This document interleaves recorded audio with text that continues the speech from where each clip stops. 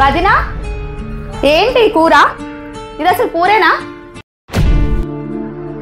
వదినా బట్టలు వాషింగ్ మిషన్లో వేయవా?